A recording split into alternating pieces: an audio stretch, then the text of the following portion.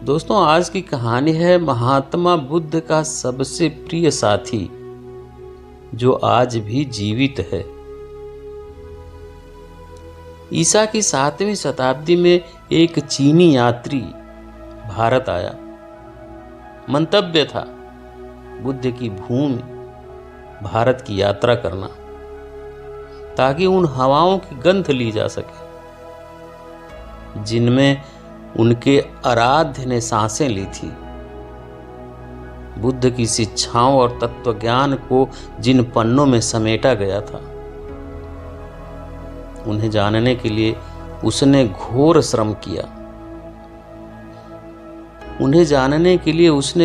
श्रम किया। निर्जन रेगिस्तान, घने जंगलों, दुर्गम पहाड़ों और अनेक हिंसक पशुओं का सामना करते हुए हजारों मील की यात्रा की। इस लंबे प्रवास में बुद्ध की करुणा ही उसका संबल थी। भारत आने पर बौद्ध क्षेत्रों के दर्शन करते वह बोध गया पहुंचा।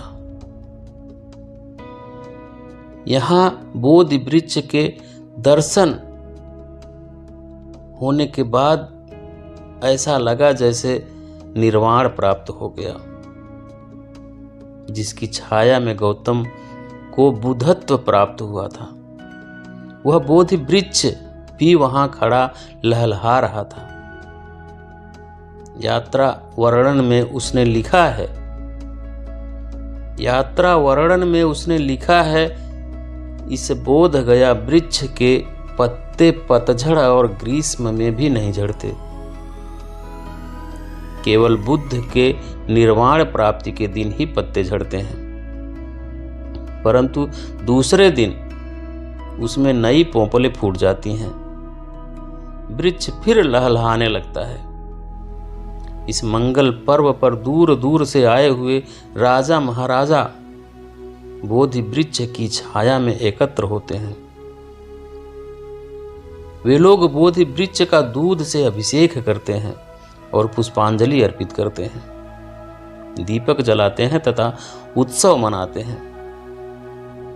वापस जाते समय यात्री उसके कुछ पत्ते अपने साथ ले जाते हैं। बोधि वृक्ष आज भी है। हर साल उसमें लाल पोंपलें चमकती है और पत्तों की सरसराहट गूंजती है। निरंजना नदी के पाट को स्पर्श करती हुई हवाएं आज भी बोधि वृक्ष की गोद में पहुंचकर इठलाती हैं। बोध गया का मंदिर इसी वृक्ष के पास बना हुआ है। बोध गया का प्राचीन नाम उरुवेला था। यहाँ पहुंचकर इस वृक्ष के नीचे ध्यान करने से पहले गौतम ने उग्र तप किया था। बुद्ध ने अपने सुंदर और रूपवान शरीर को कंकाल बना दिया था। बुद्धत्व प्राप्त होने के बाद गौतम उठकर निरंजना नदी के तट पर गए, स्नान किए और जिस तरह गए थे उसी तरह जैसे तैसे वापस आके वृक्ष के नीचे बैठ गए। उनका मन स्थिर था, परंतु शरीर पहले से भी अधिक शिथिल हो गया था। तभी एक घटना घटी। वहां के गोप राजा की कन्या सुजाता उधर से जा रही थी। उसने गौतम बुद्ध को देखा। वह तुरंत घर वापस पहुंची और खीर तैयार करके लाई। श्रद्धा से उसने गौतम को खीर खिलाई। खीर खाकर गौतम तृप्त हो गए। यह घटना भी बोधि वृक्ष के नीचे घटी थी। बुद्धत्व से पहले उन्हें इसी बोधि वृक्ष से आवश्यक बल प्राप्त हुआ। जिस वृक्ष के नीचे बुद्ध बैठे थे, तत्वदर्शी कहते हैं कि वह वृक्ष भी संबोधि से संपदित हो गया। बुद्ध का बुद्धत्व को प्राप्त होना अलौकिक है, असाधारण घटना है। अगर आकाश में बिजली चमकती है और वृक्ष सूख जाता है तो कोई कारण नहीं कि बुद्ध में चेतना की बिजली चमके तो वह वृक्ष खास अर्थों में जीवंत न हो जाए। उस बोधि वृक्ष के नीचे बरसों तक बुद्ध मौजूद रहे। उनके पैर के पूरे निशान वहां रखे गए हैं।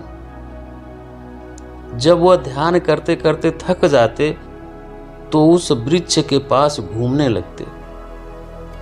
बुद्ध किसी के साथ इतना ज्यादा नहीं रहे जितना उस वृक्ष के साथ रहे। उस वृक्ष से ज्यादा बुद्ध के साथ कोई नहीं रहा।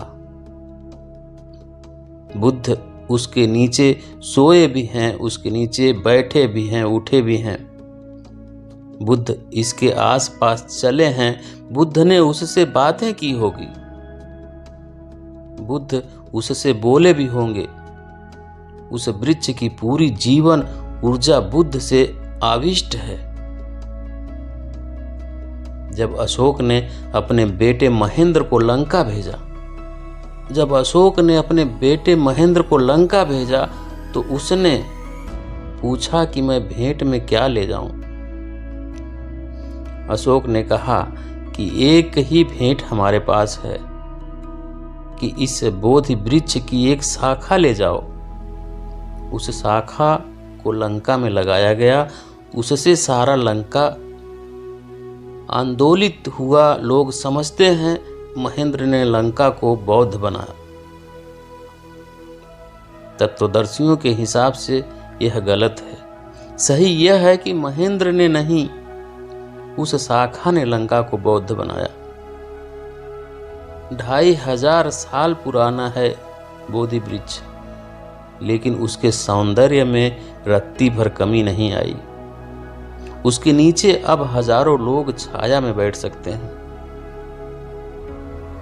सौंदर्य और गहन हो गया। जिस वृक्ष के नीचे बुद्ध को ज्ञान हुआ, उसे बचाने की व्यवस्था हुई है। वह वृक्ष उस संपदन से संपदित है, और अगर कोई उस बोधि वृक्ष के पास शांत होकर बैठे तो अचानक अपूर्व शांति उतर आएगी चित्त में। क्योंकि बैठने वाला अकेला वह व्यक्ति ही शांत नहीं हो रहा है, उस वृक्ष ने एक अपरिसीम शांति जानी है। यही थी वीडियो दोस्तों आज की। मुझे उम्मीद है कि ये जानकारी आप लोगों को अच्छी लगेगी, वीडियो पसंद आएगी। तो वीडियो पसंद आए तो प्लीज़ वीडियो को लाइक करें, कमेंट करें, दोस्तों के साथ शेयर करें, और अभी तक चैनल पर नए हैं तो चैनल को सब्सक्राइब करके बेल आइकन प्रेस कर लें, ताकि आने वाली सभी वीडियो का नोटिफिकेशन आपको मिल सके। वीडियो देखने के लिए बहुत बहुत धन्यवाद।